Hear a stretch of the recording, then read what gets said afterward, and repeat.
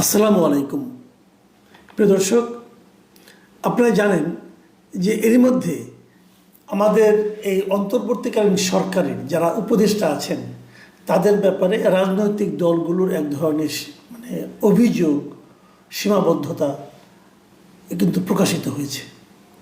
প্রত্যেকটা রাজনৈতিক দল যারা এর মধ্যে গত 2 দিনে ডক্টর মোহাম্মদ ইউনূসের সঙ্গে দেখা করেছেন, বিশেষ করে যে 3টা দল দেখা করেছেন তাদের মধ্যে 2টো দল বিএনপি এবং জামায়াতে ইসলামী ডক্টর ইউনূসকে সরাসরি বলে এসেছেন যে কয়েকজন উপদেষ্টাকে সরাতে হবে।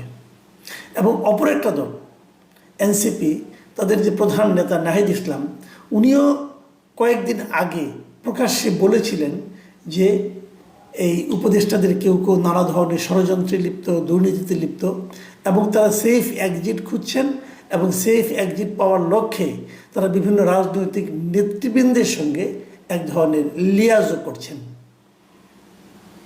তো আলটিমেটলি দেখা যাচ্ছে যে এই সরকারের উপদেষ্টাদের ব্যাপারে এই দলগুলো, রাজনৈতিক দলগুলো, প্রধান রাজনৈতিক দলগুলোর এক ধরনের অবজারভেশন আছে এবং তারা চাচ্ছেন এদেরকে সরাতে হবে। তারা চাচ্ছেন উপদেষ্টা মণ্ডলীটা আরও যেন ফেয়ার হয়, আরও যেন নিরপেক্ষ হয়, এমন চাচ্ছেন। এখন কার কার ব্যাপারে তাদের আপত্তি? ইন্টারেস্টিং হলো, কোনো একটা রাজনৈতিক দল সুনির্দিষ্টভাবে কারোর নাম বলেনি এবং জিজ্ঞাসা করলেই তারা বলে আপনারা তো জানেনই কারা। এর চেয়ে আমার বিবেচনা, আমি সাধারণ মানুষ হিসেবে বলতে চাই যে আমার কাছে এর চেয়ে ফালতু আর কোনো কথা মনে হয় না। একটা পলিটিক্যাল পার্টি, তারাও নাম বলতে ভয় পায়, অথবা তারা নাম বলতে বিব্রত বোধ করে, অথবা তাদের সঙ্গে পার্সোনাল রিলেশন যদি নষ্ট হয়ে যায় এই ভয়ে নাম বলতে চায় না। তো এই পলিটিক্যাল পার্টিগুলো এই জাতির কী উপকারে লাগবে এটা আমি বুঝতে পারি না। যে পলিটিক্যাল, তারা কেন চায় এটা আপনারা বেসিক কথা ভাবেন। তারা উপদেষ্টাদের পদত্যাগ কেন চায়, উপদেষ্টাদের সরিয়ে দিতে কেন চায়? চায় এই কারণে তারা মনে করে তারা যদি থাকে এই নির্বাচনের সময় সামনের দিনগুলোতে, তাহলে হয়তো নির্বাচনটা অবাধ এবং সুষ্ঠু হবে না। অবাধ এবং সুষ্ঠু না হলে কি হবে? একদল হারবে, একদল জিতবে, এটাই তো। সুষ্ঠু না হলেও একদল জিতবে, একদল হারবে, সুষ্ঠু হলেও একদল হারবে, একদল জিতবে। তাই তারা এটা বলছে কেন? নিজেদের যাওয়ার জন্য বলছে। এবং পাশাপাশি আমরা যেটা মনে করি, তারা এটা বলছে যে অবাধ নির্বাচনটা না হলে জনরায়টা ঠিকভাবে প্রতিফলিত হবে না। জনগণ যে রায়টা দিয়েছে সেই ক্ষেত্রে কিছুটা ঝামেলা হবে, সেই ক্ষেত্রে সঠিক রায়টা প্রকাশিত হবে না। আমরা আমাদের দিক থেকে এইভাবে মনে করি। তাহলে যে লোকটা ওখানে বসে থেকে, যাকে আমরা ক্ষমতায় বসিয়েছি, বসে থেকে আমাদের বিরুদ্ধে কাজ করছে, তার নাম বলতে আপনার লজ্জা কেন? তার মানে তার সঙ্গে আপনারও একটা লিয়াজও আছে। অথবা আপনারা এই ধরনের কথা বলে সেই উপদেষ্টাদেরকে, সেই দুর্নীতিপরায়ণ অথবা পক্ষপাত দুষ্ট উপদেষ্টাদেরকে আপনারা একভাবে আহ্বান জানাচ্ছেন যে আপনাদের বিরুদ্ধে কিন্তু অভিযোগ করবো যদি আপনারা আমাদের সঙ্গে লিয়াজও না করেন। এটা কি? এই সন্দেহটা কিন্তু আমার থাকবে।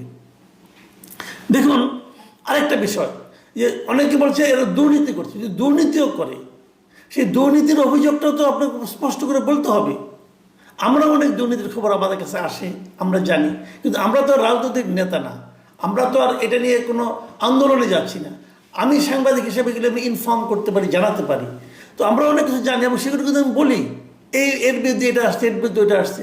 যেমন ধরেন, এই মুহূর্তে 2জন উপদেষ্টার নাম সবচেয়ে বেশি জোরে সোরে আসছে। সেটা হলো 2জন ছাত্র উপদেষ্টা, মাহফুজ আলম এবং আসিফ মাহমুদ সজীব ভুঁইয়া। মাহফুজ আলমেরটা কম। মাহফুজ আলমের সর্বশেষ একটা অপকর্ম করেছেন, সেটা হলো 2টা টেলিভিশনের লাইসেন্স দিয়েছেন।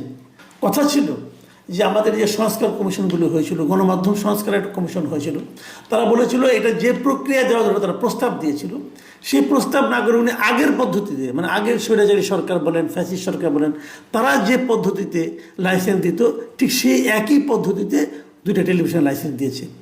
এবং যাদেরকে দিয়েছে, খুবই হাস্যকর হলো, তারা খুবই জুনিয়র লেভেলের 2জন সাংবাদিক, তাদের নামে লাইসেন্স দেওয়া হয়েছে। একটা টেলিভিশন চালাতে গেলে কত টাকা লাগে, সেই টেলিভিশনের অর্থনৈতিক সেই সক্ষমতা আছে কিনা। কারণ আপনি একটা টেলিভিশন চাইলে একজনকে দিলেন, সে 500 জন লোককে নিয়োগ দিল, নিয়োগ দেওয়ার কাউকে বেতন দিল না, একটা ভয়াবহ অবস্থা তৈরি হবে। কিন্তু সেই সক্ষমতা তারা আছে কিনা দেখতে তো হবে। এই লোকগুলি নিজেরাই আগে ঢাকা শহরে থাকতে পারতো না, তাদেরকে দিয়েছেন। তার মানে হলো যে এরা আসলে সামনে আছে, পেছনে আছে ধনাঢ্য কোনো ব্যবসায়িক প্রতিষ্ঠান। যে ব্যবসায়িক প্রতিষ্ঠানকে দিতেন তাহলে ওদেরকে দিলেন কেন? ওরা কি খুব বড় সাংবাদিক? তাও তো নয়। এটা নিয়ে কিন্তু প্রশ্ন উঠেছিল, বিভিন্ন পত্রপত্রিকায় এটা প্রশ্ন উঠেছিল। শুনলাম উনি নাকি খুব গোস্বা করেছেন, একজন আমাকে বললেন যে উনি নাকি খুবই গোস্বা করেছেন। কেন উনি তথ্য মন্ত্রণালয়ের এত বড় একজন পাওয়ারফুল মন্ত্রী, কেন পত্রিকাগুলি ওনাকে নিয়ে লিখলো, ওনার কার্যক্রম নিয়ে প্রশ্ন তুললো? শুনেছি, দেখা যাক। তবে তার নমুনাও দেখছি। তার নমুনাটা কি দেখছি সেটা বলি। যে পত্রিকায় প্রথম এই রিপোর্টটা হয়েছিল ওনার টেলিভিশন দেওয়া নিয়ে, সেটা হলো প্রথম আলো। এবং আমি জেনেছি যে প্রথম আলোর উপরে নাকি খুব মন খারাপ, এবং হয়তো কিছু বলা বলি হয়েছে কিনা আমি বলতে পারবো না। তবে আজকে সেই প্রথম আলোতেই আমি আরেকটা রিপোর্ট দেখছি, এবং মনে হচ্ছে যে প্রথম আলো বোধ হয় ওনার গোস্বার বিপরীতে কিছু একটা করতে যাচ্ছে। প্রথম আলো আজকে যে রিপোর্টটা হয়েছে সেই রিপোর্টের শিরোনাম হলো 2 উপদেষ্টাকে পদত্যাগ করতে বলা হয়েছিল। এবং এই রিপোর্টে স্পষ্ট করে প্রথম আলো বলেছে যে অন্তর্বর্তী সরকারের শীর্ষ পর্যায় থেকে 2 জন ছাত্র উপদেষ্টাকে গত সেপ্টেম্বরের মাঝামাঝি সময়ে পদত্যাগ করার পরামর্শ দিয়েছিল, কিন্তু এই 2 জন পদত্যাগ করবেন না। মানে 2 ছাত্র উপদেষ্টা মানে এই আসিফ মাহমুদ সজীব ভুঁইয়া এবং মাহফুজ আলম, তারা পদত্যাগ করতে চান নাই, বলছেন ওনাদের আরও কিছু থাকা দরকার। আচ্ছা, ওনারা কেন থাকতে চেয়েছেন এটা আমার জানার খুব ইচ্ছা। কী কারণে?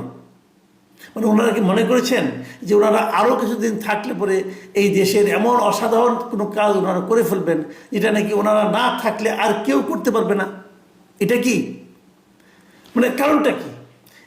এই যে আরও যে থাকতে চাওয়া, এর পেছনে ওনাদের অসাধারণ দেশপ্রেম কাজ করেছে নাকি ব্যক্তি স্বার্থ কাজ করেছে? কোনটা?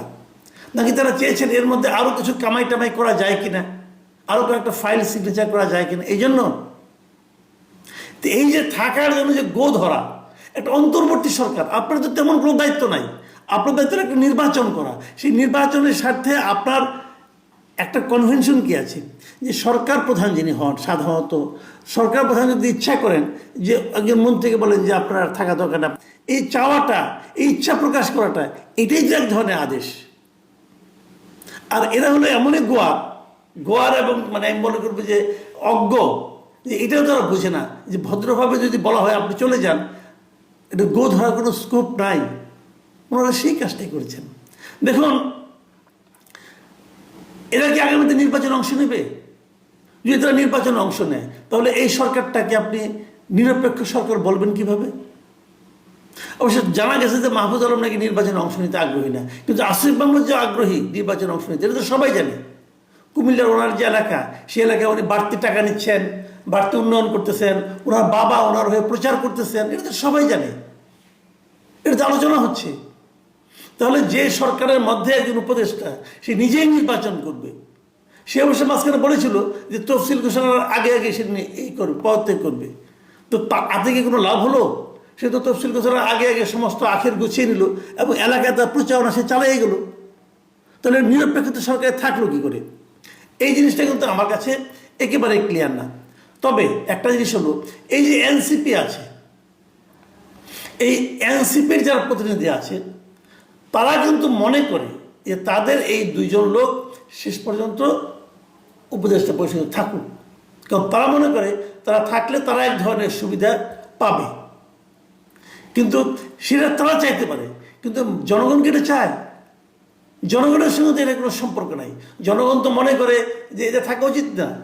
এখন মাঝখানে একবার ওনারা বলার চেষ্টা করছিলেন যে আমরা এনসিপির কেউ না, কিন্তু তারা যে এনসিপির কেউ না এটাও যে ঠিক নয় সেটাও তো ইতিমধ্যে প্রমাণিত হয়েছে। যে কয়েকদিন আগে এই জুলাই সনদে স্বাক্ষর করা নিয়ে এনসিপি যে গোদ হলো তারা স্বাক্ষর করবে না, ওই সময় কিন্তু ঐক্যমত্য কমিশনের সঙ্গে এই এনসিপি একটা মিটিং হয়েছিল।